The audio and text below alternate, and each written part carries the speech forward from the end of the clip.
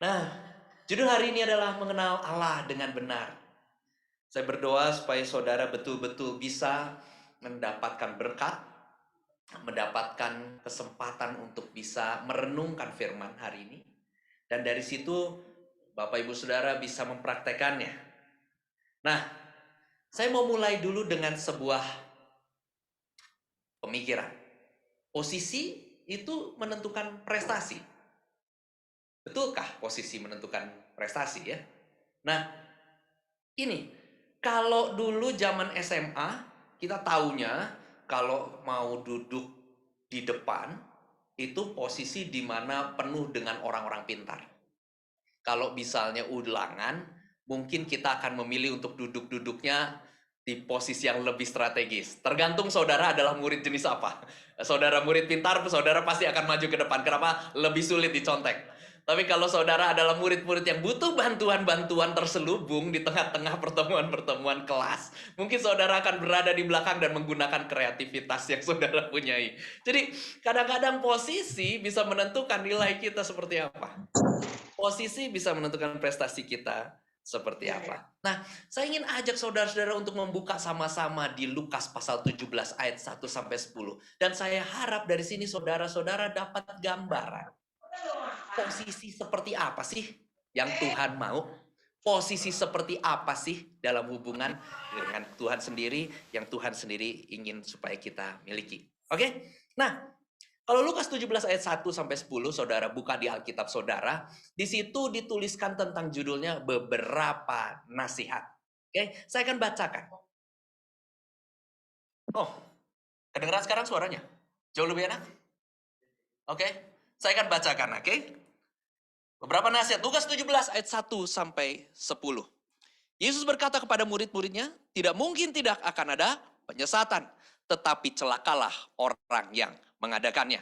Adalah lebih baik baginya jika sebuah batu kilangan diikatkan pada lehernya lalu ia dilemparkan ke dalam laut. Daripada menyesatkan salah satu dari orang-orang yang lemah ini. Jagalah dirimu jikalau saudaramu berbuat dosa, tegurlah dia. Dan jikalau ia menyesal, ampunilah dia. Nah 3 ayat pertama ini bercerita tentang nasihat-nasihat. Oke? Dia bicara tentang penyesatan, dan dia bicara tentang hukuman bagi orang yang menyesatkan orang lain. Wah, kalau ada orang yang nyesatin lebih baik ada satu batu kilangan, ada satu batu tumbukan gitu, itu diikat di leher, cemplungin aja ke laut. Oke? Nah, lalu yang ketiga, Toto dia bilang nasihat begini. Jaga dirimu. Jikalau saudaramu berbuat dosa, tegur dia. Dan jikalau ia menyesal, ampuni dia. Jadi Tuhan kayak ngasih beberapa nasihat sporadis gitu ya. Lanjut ya. Bahkan, jikalau ia berbuat dosa terhadap engkau 7 kali sehari dan 7 kali ia kembali kepadamu dan berkata, aku menyesal, engkau harus mengampuni dia. Nah sampai sini saudara-saudara, berapa banyak yang bisa bilang nasihat Tuhan Yesus ini berat. Susah ya ngampunin terus. Dan dia kasih standarnya luar biasa loh, ayat 4 ini. Kalau ada orang berbuat dosa sama kita nih, dan 7 kali dalam sehari. Salahnya sama, 7 kali datang, minta maaf, minta maaf, minta maaf, minta maaf, dan minta maaf, dan minta maaf, dan minta maaf untuk dosa yang sama. Dia datang sama kita seperti itu, dan dia bilang, aku sorry ya, aku nyesel. Kita harus ngampunin loh. Dan itu sebabnya ayat 5, rasul-rasul langsung bilang gini, tambahkan iman kami. Oh my God, Lord, yang kau bilang ini susah setengah mati. Kami butuh iman lebih untuk lakukan ini. Dan di sini mulai saudara temukan jawaban Yesus enggak nyambung.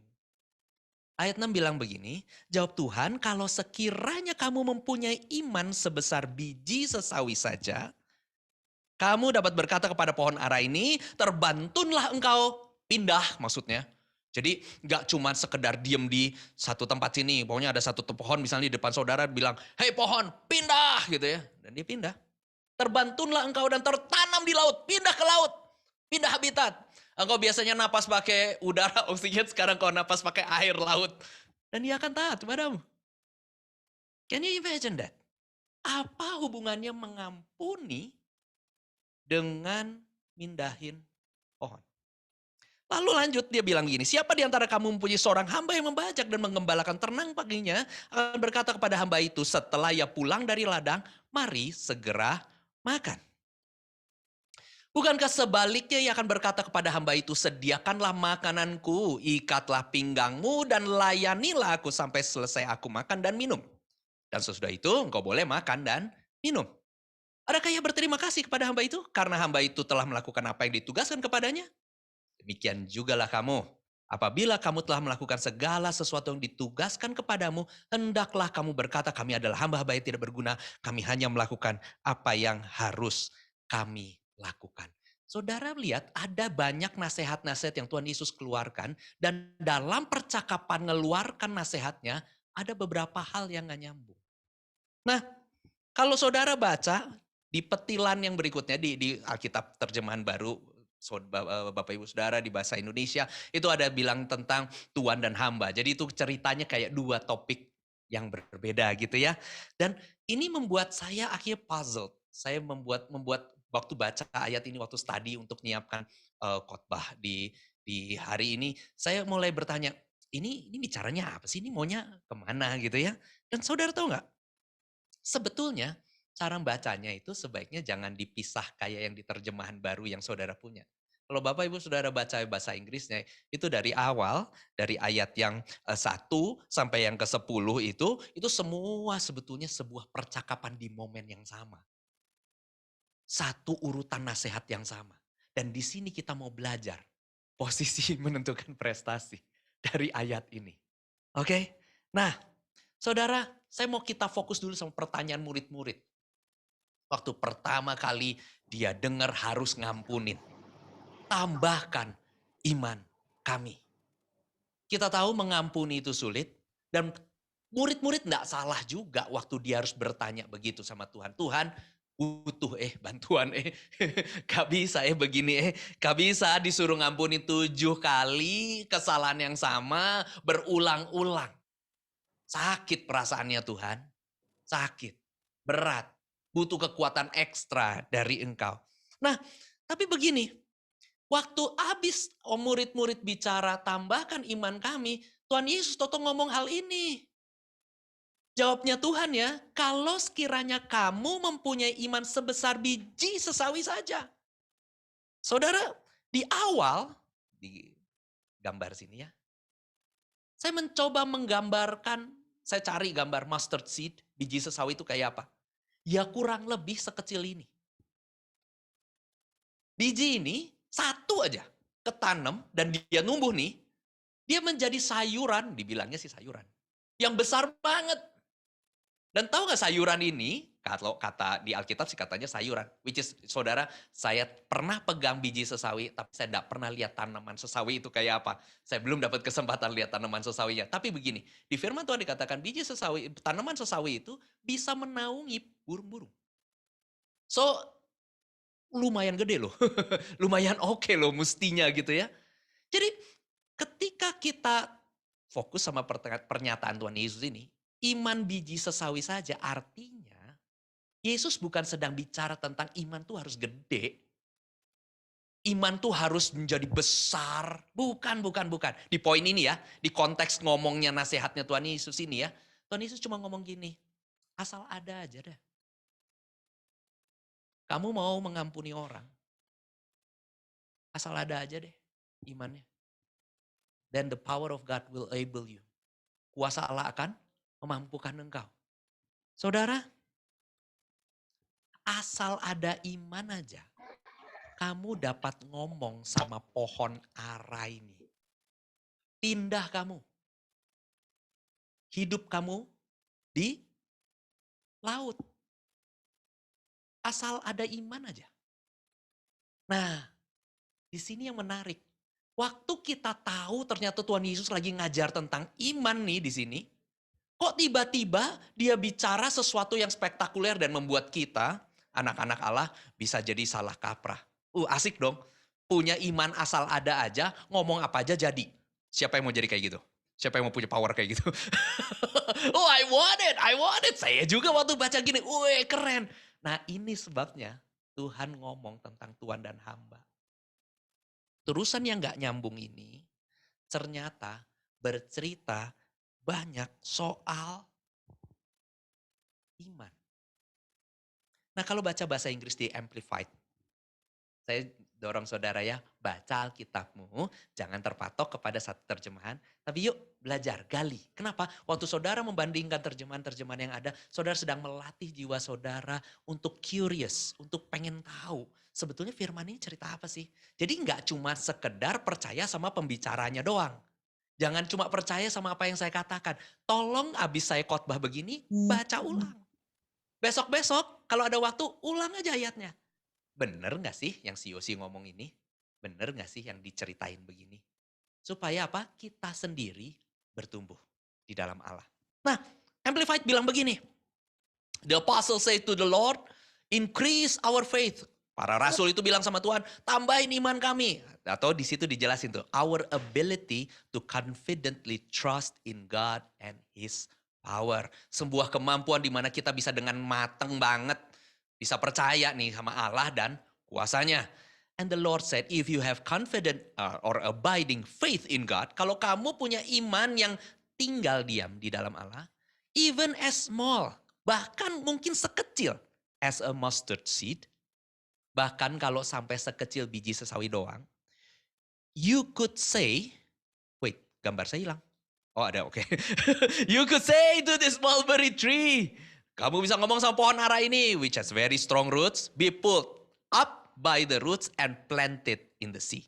Kamu bisa ngomong sama pohon ara ini, pindah, walaupun akarnya kuat banget.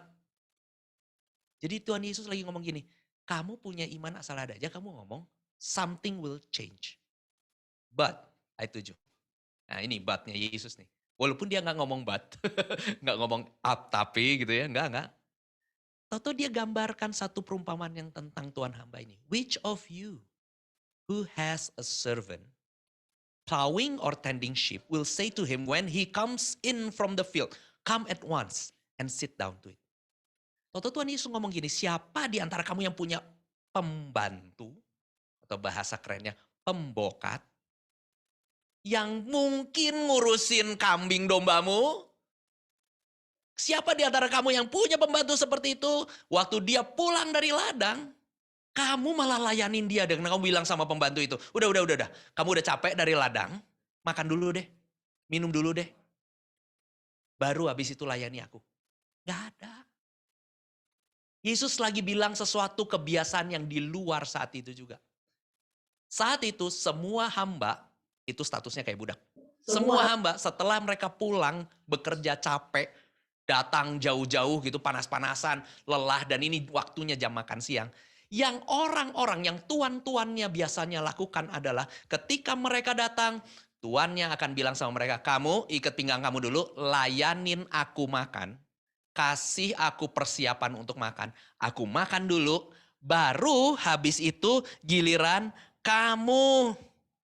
Jadi saudara, ternyata nasib Tuhan di kitab ini bicara tentang posisi yang benar ketika kita berdoa.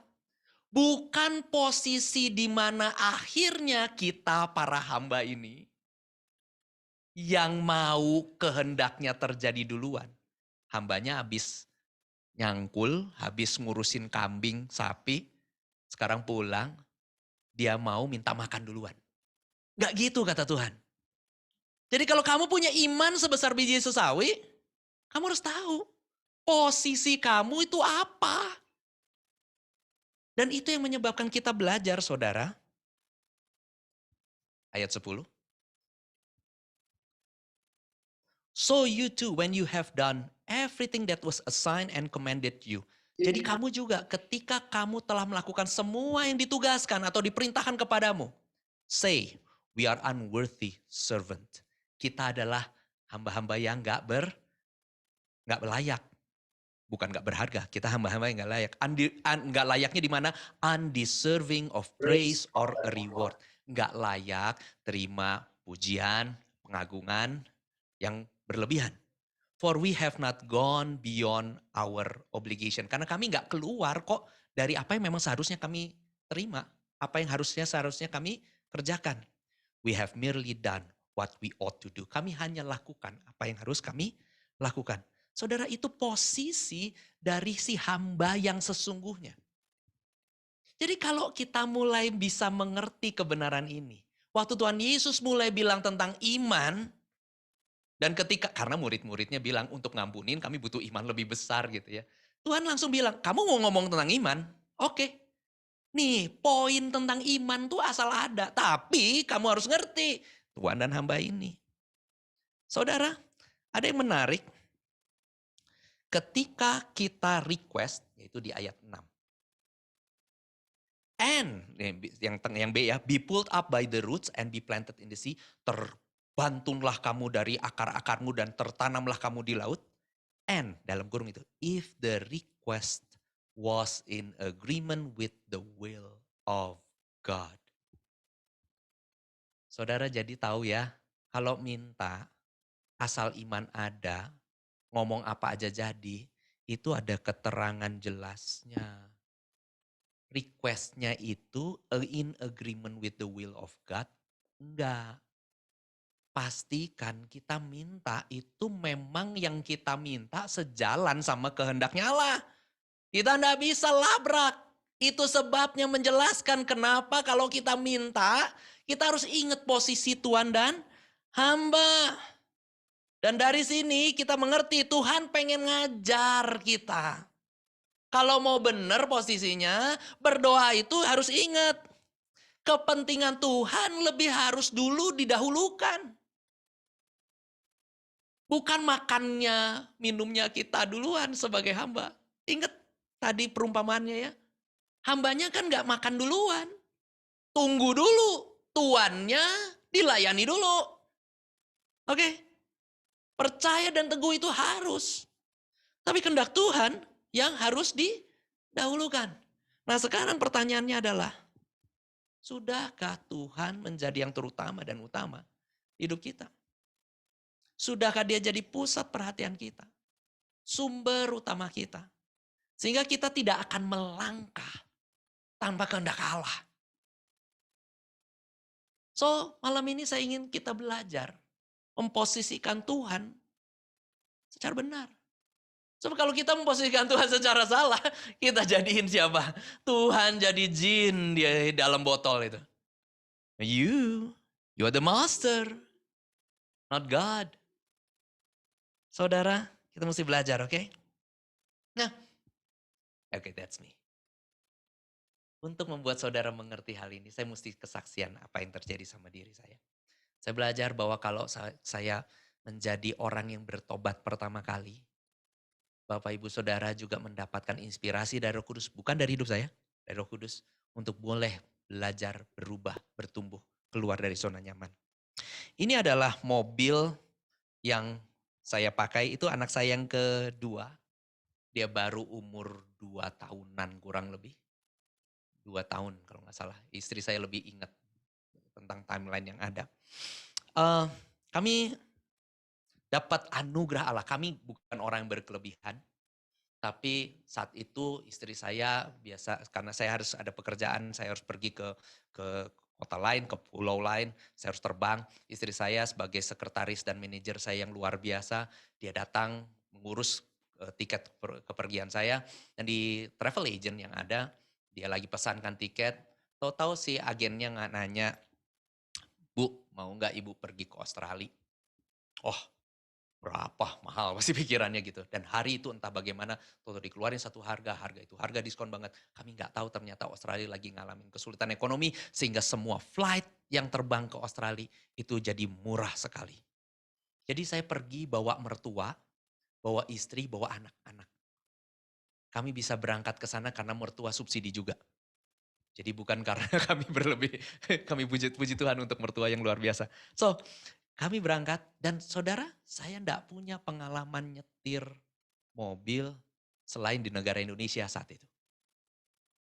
Jadi, saya sedang menghadapi sebuah milestone, batu loncatan yang saya sendiri nggak yakin saya bisa lakukan atau enggak. Puji Tuhan ya, Australia itu nyetirnya sama kayak Indo, bener nggak? Setirnya setir yang sama ya, dia nggak pindah setir gitu ya. Di kanan ya di kanan gitu, bareng-bareng gitu ya. Jalannya juga jalan di kiri, sama. So, ini mobilnya, Anak saya juga masih kecil banget gitu. Dan saya tersenyum lebar di foto itu. Kenapa? I did it. I drove. Saya nyetir loh beneran di sana. Dan saudara kenapa kami harus nyetir? Saya terbang tuh ke Sydney. Dari Sydney tuh saya terbang ke Gold Coast. Dan di Gold Coast balik lagi Sydney. Sydney pulang gitu. Kira-kira idenya begitu. Nah di Sydney saya ketemu sama satu kenalan yang udah deket kayak saudara. Yang mengantar-ngantar saya keliling kota Sydney. Baik itu dengan public transportation dan segala macamnya. Dan dikasih tahu sama dia kalau sampai kamu ke Gold Coast, kamu butuh mobil. Karena public transportation yang tidak sebaik yang ada di kota Sydney. Jadi kamu jalannya jauh, kamu lebih baik punya mobil. Oke, jadi kami sewa itu mobil. Pertama kalinya nyewa mobil di luar negeri. Nggak pernah sebelum-sebelumnya, akhirnya kita sewa. Dapat mobilnya, puji Tuhan mobilnya enak. Walaupun sekecil itu tapi muat berlima. Dengan anak saya yang masih kecil itu tidak mau duduk di car seat. Dia nangis berjam-jam. Dia pengen duduk di pangkuan mamahnya. Sementara kita nggak mau ditilang sama polisi Australia. So, saudara bisa bayangkan itu perjalanan itu penuh dengan teriakan, tangiskan. Wah, pengen dipangku. Dan saya harus konsentrasi nyetir. Dan saya diwanti-wanti sama kakak saya. Kakak saya pernah sekolah di Australia. Kamu hati-hati sama polisi-polisi di Australia. Polisi-polisinya kejam dengan speed gun. Ketika kamu lewat dikit aja dendanya ratusan dolar. Waduh, saya takut. Saya penuh dengan ketakutan. Jadi saya akhirnya cuma berani putar-putar di Gold Coast situ. Gold Coast tuh sepi hari itu, entah bagaimana. Mungkin karena keadaannya juga bukan musim liburan buat orang Australia. Dan enak. Betul-betul perapatan tuh kalau berhenti tuh ya kosong, nunggu cuma ada satu mobil gitu. Jadi sehitung-hitungnya kurang lebih kayak belajar nyetir di luar negeri. Tuhan tuh beranugerah banget ngasih kondisi itu buat saya. Saya enak banget. Keliling-keliling, keliling-keliling, keliling-keliling gitu ya. Tiba-tiba satu pagi sarapan di hotel, ketemu sama cook, sama chef yang di hotel itu, dia orang Indonesia. Ibu-ibu, ngobrol. Wah kami seneng banget foto segala macam kita ngobrol sama ibu-ibu ini. Ibu-ibu ini ngomong gini sama istri saya, kamu udah sampai Gold Coast gini, kamu nyetir deh ke Brisbane. Hah, saya mulai, Brisbane? Apa itu? Ini kota lain. Kalau kamu udah nyampe sini kagok, kamu bisa ngalamin satu kota lain. Istri saya yang penuh dengan semangat untuk bertualang langsung ngomong, go Yos, let's go outside the city. Ayo keluar dari kota ini dan kita pergi ke jalan tol. You know jalan tol ya. Saya pikir kalau di Indonesia tuh jalan tol bayar ya. Kamu akan pergi ke jalan tol, kita akan pergi ke freeway, lalu kita akan pindah kota. Saudara, saya keringet dingin istri saya ngomong gitu. Aduh, ini apa-apaan ini istri saya. Terus gimana nih nanti bayar tolnya gimana? Parkirnya gimana? Karena saudara parkir di Australia itu mahal. Dan you have to park in the certain place. Kamu harus benar parkirnya. Kalau di Indonesia baru-baru ini aja kota Bandung ini benar-benar dirapi-rapian sama dishub gitu ya. Tapi kadang-kadang juga orang parkir liar juga masih bisa gitu. Di sana enggak, kamu harus benar parkir, kamu harus cek meternya, kamu harus pastikan bayar meterannya dan parkir di Australia mahal. Saya udah mikir ribetnya sebelum saya mau bertualang. Saudara, saya berantem sama istri saya. Saya ngomong sama saya, nggak mau. Ngapain ke Brisbane? Udah enak di Gold Coast ini aja, udahlah. Happy saya dengan Gold Coast, ada Universal Studio, kita bisa pergi ke sana. Kita ulang aja Universal Studio, ngapain kita jalan-jalan ke Brisbane. Dan istri saya bilang, ini kota Gold Coast itu ya cuma segini-segini aja Yos. Kita nggak ngalamin sebuah perjalanan yang lebih excited. Ini udah tinggal sedikit lagi, dikit lagi. Kalau kamu nggak bisa, saya nyetir. Saya makin stres lagi. Insurance-nya dinamakan saya, sampai ketabrak ada apa-apa. You know, saya jadi seorang pria pemikir segala-gala. Saya menjadi orang yang harus memastikan segala sesuatunya itu aman, tenang, nyaman, baru kita berangkat. Can you imagine that? Liburan loh. Saya annoying banget buat istri saya. Pamaeh banget gitu ya. Aduh, Yos gitu. Dan tahu gak saudara? Saya berantem. Saya marah. Kami ribut. Istri saya yang menang. Saya pergi ke Brisbane. Karena dia bilang, kamu penakut ya? Pride saya, jiwa saya tertantang. Saya marah dan saya mengumpulkan segenap kekuatan saya. Dan saya nyetir And you know what? Sampai ini di fotonya di Brisbane. Saya nyampe. Setelah itu saya mulai berpikir gini, what's wrong with me? Kenapa saya harus merantem? Kenapa saya harus marah? Kenapa saya harus bereaksi seperti itu sampai ruining our holiday? Sampai akhirnya bikin liburan kami jadi gak enak. Saudara, saya sedang memegang rasa aman saya, rasa nyaman saya sekuat-kuatnya. Dan kalau saudara-saudara mungkin baru bergabung malam hari ini di Christ Culture Community, saya ingin sarankan saudara untuk boleh cari website kita. Cari firman Tuhan tentang idolatry. Saya nggak tahu apakah sudah diupload atau belum, tapi kalau sudah ada, saudara dengerin juga bagian ini. Ternyata saudara, segala sesuatu yang saya pegang terlalu kuat di hati saya, itu berubah, sekalipun nih mungkin ya, yang dipegang itu adalah hal yang baik. Hal itu ketika saya pegangin sedemikian rupa, hal itu berubah menjadi sebuah ilah, sebuah Allah, sebuah Tuhan yang lain. Saya sedang membuat hal itu jauh lebih penting daripada menjaga perdamaian. Daripada membuat akhirnya hal-hal yang baik, yang kudus, yang sedap didengar, itu saya hidupi, saya perkatakan. Saya malah akhirnya membiarkan keributan masuk. Bukankah saya sedang membuat hal yang lain lebih penting daripada hal-hal yang Kristus punya? Saya sedang membuat sesuatu menjadi ilah di hati saya. Akhirnya saya membuat keputusan untuk berantem dengan istri saya dan takut gak pergi ke sana, ke Brisbane. Yang saudara tahu gak itu nyetirnya itu paling cuma berapa jam. Dan orang Australia nyetir dengan speed limit, dengan cruise control, itu lambat dan pelan sekali. Gak ada ngebut gila-gilaan kayak di Bandung, Jakarta gitu atau Jakarta Bandung, gak ada. Jadi jauh lebih mudah, jalannya pun lurus-lurus, enak gitu. Tapi saya penuh dengan ketakutan. Saya membuat keputusan untuk nggak mau pergi karena ada ilah lain di hati saya. Nah saudara, tahu nggak? Ketika saya posisinya kayak gitu, saya mungkin ngaku Tuhan tuh Tuhan saya. Tapi saya ternyata tidak menjadikan Tuhan Tuhan saya. Kalau saudara pemarah, saudara orangnya sumbu pendek, cek. Apa yang mengganggu saudara sampai saudara emosian begitu? Waktu kita tadi nyembah, pujian, penyembahan mengarahkan hati kita sungguh-sungguh. Kita rasakan hadirat Allah terus, damai sejahtera Allah bekerja di hati kita. Kita nikmati setiap lagu menyembah Tuhan seperti itu. Kita betul-betul merasakan Allah ya. Tapi kalau kita marah, kita emosi, kita iritasi, kita sakiti orang di sebelah kita, pasangan kita, istri atau suami. Sebetulnya apa yang menguasai hati? Kalau kita menyembah, damai sejahtera itu datang, Tuhanlah yang menguasai hati kita. Tapi waktu kita marah, emosi dan segala macam, apa yang menguasai hati kita? Saya nggak berani bilang iblis. Jadi kebilang. Saudara, waktu saya marah, saya berantem, saya pengen yang tenang. Saya pengen yang baik-baik saja. Ternyata yang jadi Tuhan saya adalah kontrol atas situasi. Saya menjadikan ini lebih penting daripada istri saya bahkan.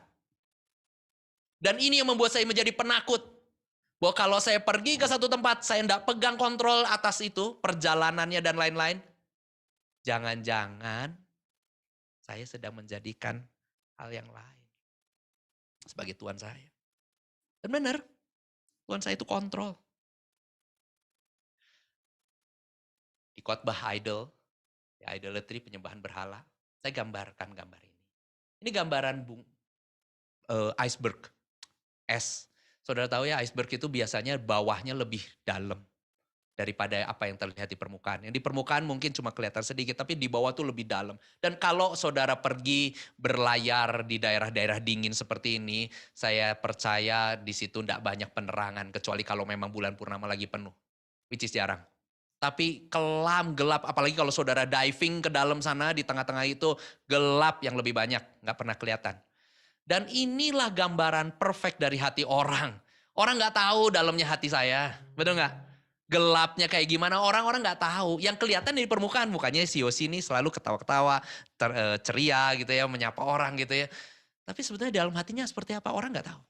Dan tahu nggak di dalam hati saya ada banyak tentakel gurita yang pengen pegang, peluk, apa yang namanya, rangkul erat-erat. Banyak hal yang dirangkul. Dan itu yang membuatnya menjadi kecanduan-kecanduan. Itu yang membuatnya menjadi ilah-ilah lain. Kecanduan itu tidak lain adalah hati kita sedang menghormati sesuatu yang kita kejar-kejar terus. Sebutlah kecanduannya apa. Kecanduan buat saya hari itu kecanduan rasa aman. Saya benar-benar butuh rasa aman. Saya butuh terkontrol segala situasi yang ada.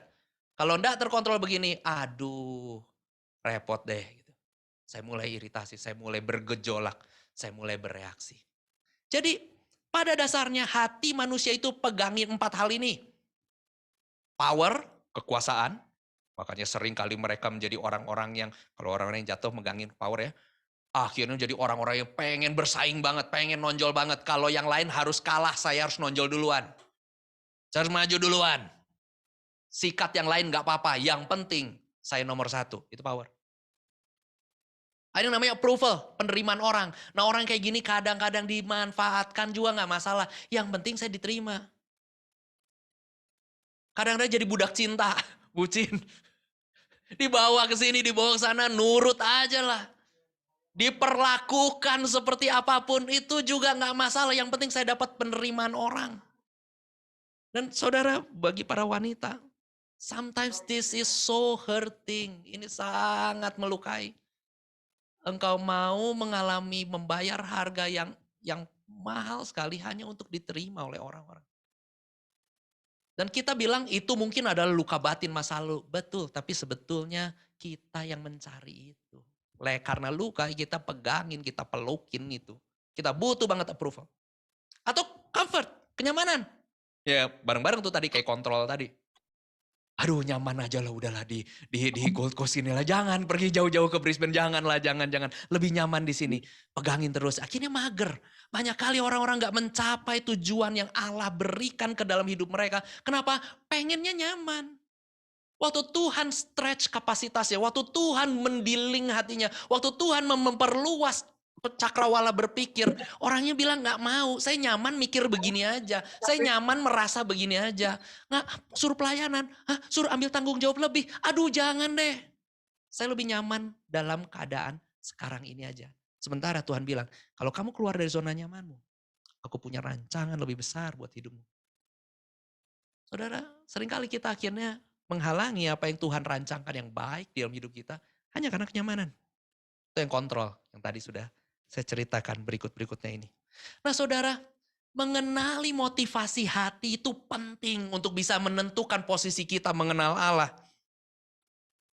Waktu kita minta, waktu kita dikasih tahu bahwa kita bisa minta apapun asal ada iman. Apakah pertanyaan-pertanyaan ini bisa muncul di hati kita? Karena pertanyaan-pertanyaan ini akan membantu kita untuk mengenali motivasi kita. Waktu saya minta berkat, apa karena saya takut miskin?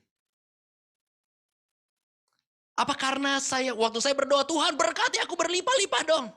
Apa karena serakah? Pengen lebih dan lebih dan lebih lagi. Jadi akhirnya minta terus.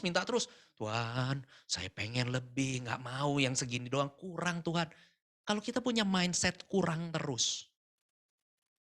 Saudara gak akan pernah puas sekalipun saudara akhirnya diberkati sampai siapapun yang saudara patok. Bill Gates kayak, Warren Buffett. Tapi ketika seseorang merasa kurang terus, dia sedang membuat hal yang lain, mamon, jadi tuannya. Atau pertanyaan ketiga, apa karena kita harus punya uang supaya akhirnya kita ngerasa aman? Nah balik lagi tuh, security lagi tuh. Jangan-jangan kita minta Tuhan berkati. Aku mau punya iman yang memindahkan gunung. Aku punya iman, mantap. Supaya apa? Supaya akhirnya aku bisa berdoa minta sama Tuhan. Tuhan berkati aku berlimpah. Supaya akhirnya punya uang dan akhirnya ngerasa aman. Saudara, uang gak bisa bikin aman. Uang dilawanin dengan COVID. Wow, saudara lihat semuanya di India.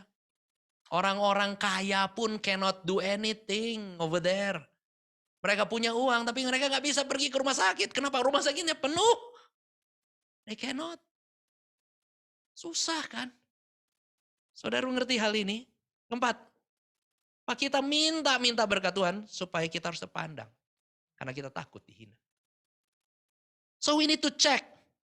Karena mengenali motivasi kita menyingkapkan ilah di dalam kita. Kita jadi tahu sebetulnya kita lagi memposisikan diri kita kepada Tuhan itu seperti apa. Jangan-jangan kita minta-minta terlalu besar, akhirnya kita malah minta, bukan, saya mau bilang gini, minta besar itu baik. Oke, Allah itu besar.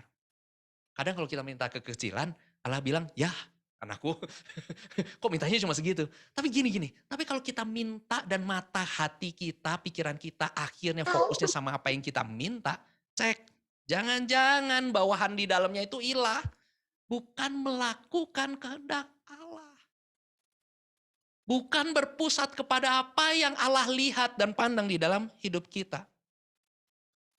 Saudara mesti mengerti bahwa waktu kita mengenali ini, kita mulai bisa melihat pikirannya Allah. Karena yang dia pikir itu begini. Matius 10 ayat 39. Barang siapa mempertahankan nyawanya, dia akan kehilangan nyawanya. Barang siapa kehilangan nyawanya karena aku, dia akan memperolehnya. Waktu Tuhan bilang nyawa itu adalah hal yang paling penting. Jadi Tuhan lagi ngomong sama kita, kamu pikir uang paling penting? Nggak bisa. Kamu pikir rasa aman kamu lebih penting? Nggak bisa. Kamu pikir status kamu lebih penting? Nggak bisa. Itu nggak bisa kamu anggap lebih penting waktu kamu banding sama nyawa. Jadi Tuhan langsung ngomong paling bottom. Apabila kamu mempertahankan nyawamu, kamu akan kehilangan. Jadi dari yang paling penting di dalam diri kita, Tuhan maunya, Tuhan mikirnya, let it go Yos. Once you let it go, because of me, you will have it. So, harusnya. Hati yang seperti itu melepaskan power, approval, comfort, dan control itu. Dan mulai pegang Kristus. Berapa banyak yang pernah jatuh cinta sama Yesus? Tahu gak saudara, karya Roh Kudus itu luar biasa. Dia kerja di dalam hati kita itu. Pertama kali adalah untuk membuat kita cinta sama Yesus. Karena Yesus cinta sama kita. Membuat kita tuh nyadar Yesus tuh berharga banget. Dan waktu kita lihat Yesus tuh berharga banget. Kita jadi cintain Yesus lebih dari apapun. Dan waktu kita sampai ke titik ini, saudara, Tuhan pengen kita tinggal di situ. Supaya akhirnya Yesus jadi pusat. Yesus jadi jawaban bagi semua permasalahan kita. Dan dia baru betul-betul bisa jadi jawaban ketika kita melepaskan segala sesuatu hanya untuk mengenal dia. Karena waktu kita mengenal dia, kita diubahkan. Kita dibawa untuk masuk semakin indah dan semakin indah di dalam pekerjaan Roh Kudus. Nah, saya pengen saudara kalau punya waktu boleh pergi ke World Wide Web, Christ Culture Online Church. Itu website kami. Saudara bisa cek. Di situ ada satu khotbah, itu khotbah on-site kami. Ada rekamannya.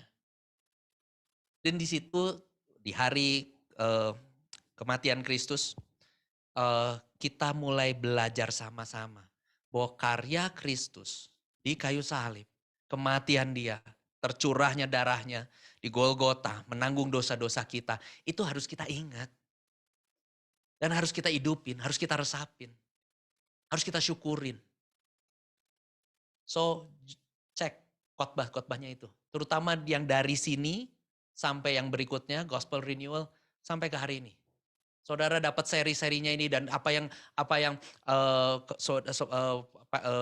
Ko Edwin bagikan segala macam, itu semua urutan yang indah banget mengajar kita semua. Sebetulnya mau bertumbuh itu di dalam Kristus seperti apa? Nah, kalau saudara bisa mengingat apa yang Yesus Kristus lakukan, saudara akan mulai tumbuh di dalam kecintaan, jatuh cinta sama dia. bersyukur karena Yesus tuh mengasihi kita. So, meminta untuk kita belajar nih hari ini. Kita minta motivasinya apa? Untuk kita yang jadi tuan. Atau meminta sesuai yang Tuhan mau, sehingga Tuhan jadi tuan. Pastikan kita bisa temukan itu di hati kita. Karena mencintai Kristus lebih dari apapun, akan membawa kita memiliki motivasi yang benar. Akan membawa kita mengenal Allah dengan posisi yang benar. Motivasi yang benar membawa kita mempersepsikan Allah. Sehingga Allah bisa dikenali dengan benar. Pastikan saudara mulai cek hati. Apakah saya selama ini menjadikan Tuhan hanya untuk kepuasan saya? Atau betul-betul saya rindu mengenal kehendaknya? Karena waktu saya sejalan dengan kehendaknya, baru iman yang ada aja itu kuasanya gede banget. Saudara, kita ndak bisa di dalam hidup ini sendirian, pakai kekuatan sendiri. Life is so fragile. Hidup tuh rapuh banget. You cannot handle it by yourself. Kita ndak bisa atur hidup kita ini. Banyak hal terjadi di luar kontrol kita kok. Nggak ada yang prediksi COVID bakal jadi. Bill Gates ngitung-hitung, tapi kapan jatuhnya itu nggak ada yang tahu. Then suddenly it happen. So fragile, sangat rapuh. Kita nggak bisa kontrol sama sekali. Tapi tahu nggak, ada kuasa yang mampu membuat saudara menavigasi hidup. Yaitu kuasa iman yang berada di dalam kehendaknya Allah. Pastikan saudara membawa Tuhan tuh jadi Tuhan. Dahulukan dulu kehendaknya dia. Dahulukan dulu hatinya dia. Ketika dia jadi Tuhan, saudara mengenal dia dengan benar. Kita tundukkan kepala. Bapa di surga, kami bersyukur Engkau bicara. Engkau pun bicara kepada hamba-Mu ini. Ampuni kami kalau kami seringkali jadikan Engkau jin lampu. Kami yang jadi tuannya, Engkau pemberi kebutuhan hidup kami. Seringkali kami berpikir, kami layak mestinya dapetin ini Tuhan. Kan kami udah pelayanan, kami udah beri ini, kami sudah rajin beri perpuluhan dan lain-lainnya. Kami udah lakukan extra mile lah buat Engkau. Versi kami. Tuhan, ampuni kami. Saat ini, buat kami selalu datang kepadamu dengan posisi yang benar. Engkau Tuhan, kami hamba. Engkau utama, kami ngikut sama kehendak-Mu. Dan biarkan kami mulai mengejar kehendak-Mu sungguh-sungguh. Mau mengenal Engkau sejatinya Engkau. Bukan pakai patokan pikiran kami sendiri atau keinginan kami sendiri yang kadang-kadang pegang hal-hal yang terlalu kuat di dalam hidup kami. Sampai akhirnya keputusan-keputusan hidup kami kemana-mana. Tuhan, ajar kami. Roh Kudus, ubahkan kami. Terima kasih Bapa, terima kasih Tuhan Yesus. Kami minta Roh-Mu mulai bicara lebih dalam akan kebenaran ini. Buat kami bertumbuh sesuai yang kehendak-Mu. Makasih Roh Kudus, makasih. Di dalam nama-Mu kami berdoa. Semua percaya katakan amin. Tuhan Yesus berkati.